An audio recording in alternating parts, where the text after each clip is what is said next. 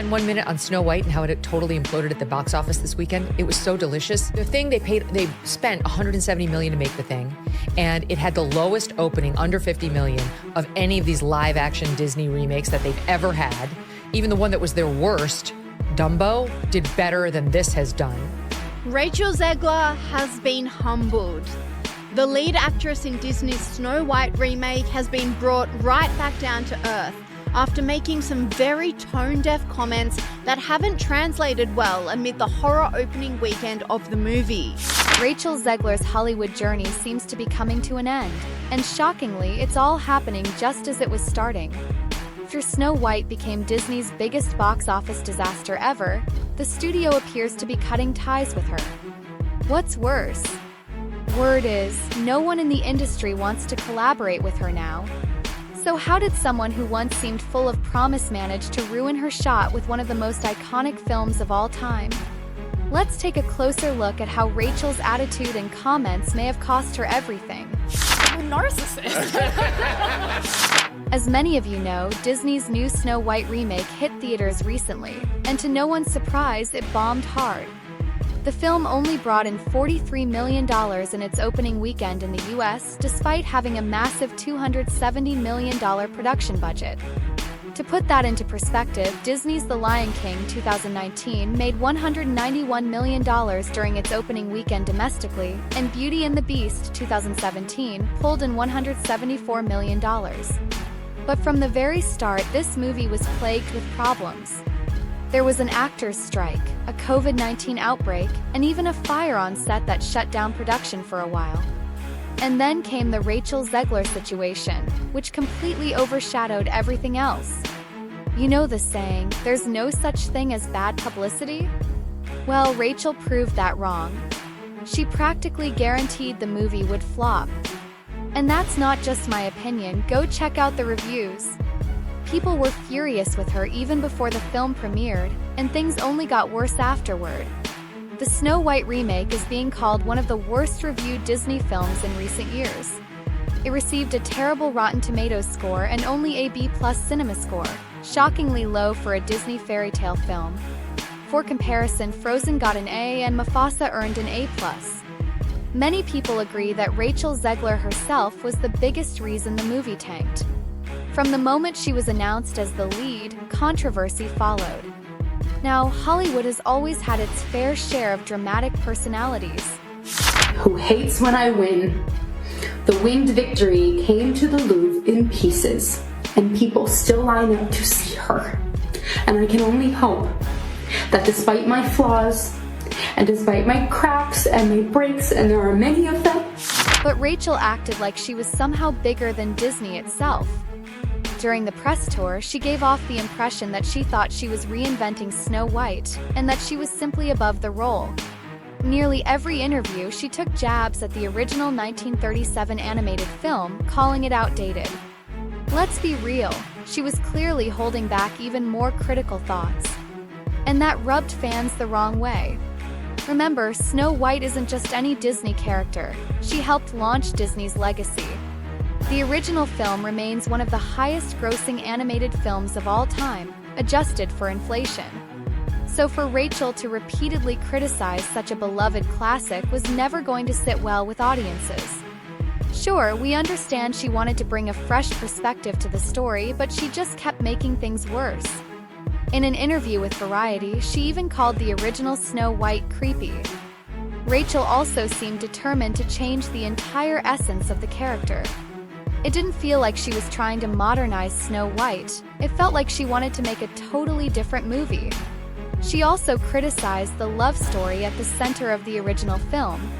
In an interview with Extra TV, she said, "A guy that literally stalks her. Weird. We have a different approach to what I'm sure a lot of people will assume is a love story just because we cast a guy in the movie. Andrew Burnap, great dude. But it's really not about the love story at all, which is really, really wonderful."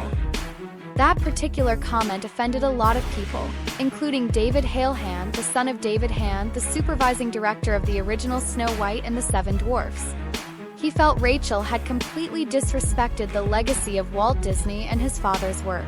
That was So no Prince or a different kind of Prince? We have a different approach to what I'm sure a lot of people will assume is a love story just because, like, we cast a guy in the movie. Right. Andrew Burnap, great dude. Yeah. It's one of those things that I think everyone's going to have their assumptions about what it's actually going to be, but it's really not about the love story at all, which is really, really wonderful. And whether or not she finds love along the way is anybody's guess until 2024.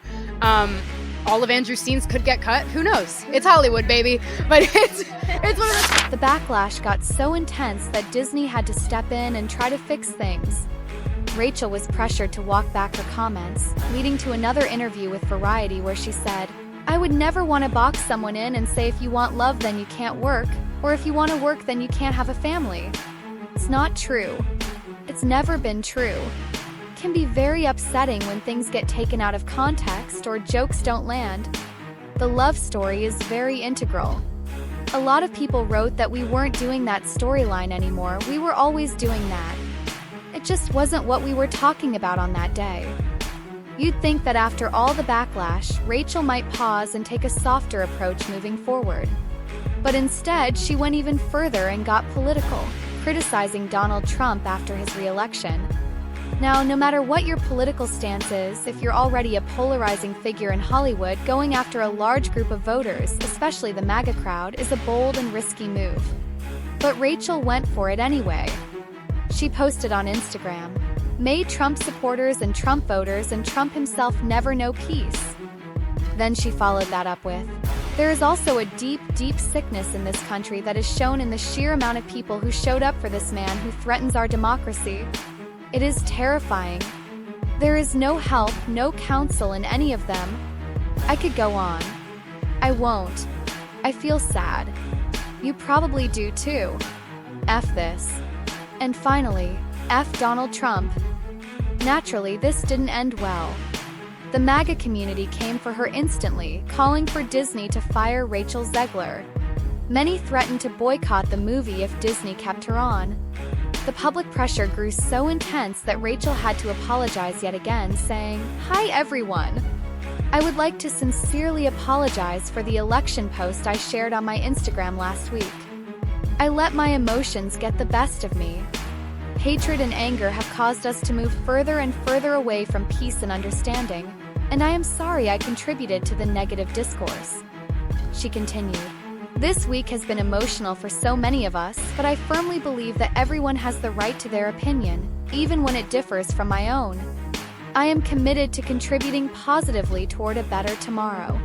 We had RachelZegler on the docket is she's an asshole. So she came out and took a large dump on half of the country, everyone who voted for Trump. So I attacked her, and then she came out and she said, "I apologize. Like I went too far." But it wasn't sincere. At that point, Disney had no choice but to go into full damage control mode. They were already under heavy criticism for the film itself, and it was far too late to recast Rachel. So their new strategy? Try to fix her public image. But no matter how hard they tried, nothing worked. Every time an article or interview tried to paint Rachel as sweet or misunderstood, people flooded the comments with reminders of all the arrogant or dismissive things she'd said. And to be honest, Rachel didn't help her own case. Remember when she said, "If I'm going to stand there for 18 hours in a dress as an iconic Disney princess, I deserve to be paid for every hour." That comment didn't sit well with fans either. "I'm going to stand there 18 hours in a dress of an iconic Disney princess. I deserve to be paid for every hour that it is streamed online." Ma'am, it is not like you are Tom Cruise risking your life with every film doing these stunts. It is not like you are Stallone doing Rambo. It's not like you are Jim Caviezel on The Passion of Christ and had your shoulder dislocated and lightning strike you and almost... Every time Disney put out a feel-good article or interview to make Rachel seem more relatable and warm, the public response was the same. The comments would flood with reminders of all the times she had come off as rude, arrogant, or completely out of touch. And honestly, there were plenty of examples. I mean, you know, the original cartoon came out in 1937, and very evidently so. As the movie's release date approached, Disney finally realized Rachel's reputation was beyond repair. So they scrapped the usual red carpet premiere with press interviews and went with a stripped-down event instead. According to Martin Kleba, who played Grumpy in the film, Disney was so worried about Rachel causing more problems that they kept the event low-key. In an interview with The Hollywood Reporter, Martin said, "It's going to be at the El Capitan Theater, which is cool, but it's basically just going to be a pre-party, watch the movie, and that's it. There's not going to be this whole hoopla of Disney's first effing movie they ever made." Because of all this controversy, they're afraid of the blowback from different people in society. Alex, what has been the reaction to Disney's latest expensive own goal? Well, the reaction has been absolutely horrible. It is the worst box office from a Disney live-action remake that they've ever done in Dumbo. And just as predicted, the movie completely flopped. It only made around $87 million globally, which is terrible for such a high-budget film, especially one that had so many reshoots. Now there's a lot of chatter in Hollywood about what to do with RachelZegler. Rumor is, no one wants to work with her anymore because she's seen as too risky. In the span of one movie, she went from being a rising star to being labeled as the most difficult actress in Hollywood. It's honestly wild. But what do you think? Is RachelZegler beyond saving, or is she just misunderstood? Let me know what you think in the comments. Until next time, bye!